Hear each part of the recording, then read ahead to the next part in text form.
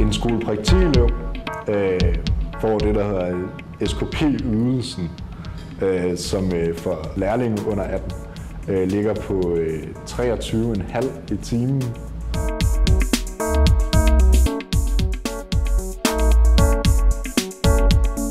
Du har ikke råd til at betale regninger og husleje og ikke engang mad. Vi er rigtig utilfredse med, at man skal gå og passe et fuldtidsarbejde til en slaveløn. Vi er utilfredse med, at man skal vinde hver en krone for at få smør på brødet sidst på måneden. Det er ikke fair, at man er nødt til at flytte hjem igen, fordi at man er så uheldig at miste sin læreplads eller slet ikke har fået en.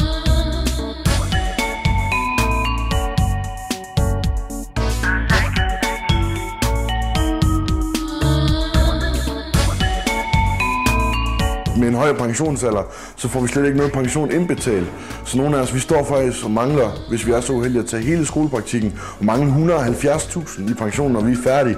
Det er rigtig, rigtig mange penge. SKP-elever, de laver samme arbejde som en almindelig lærling på de her lærepladser, som de bliver udlånt til. Derfor bør de jo også komme på overenskomst, som de her elever er.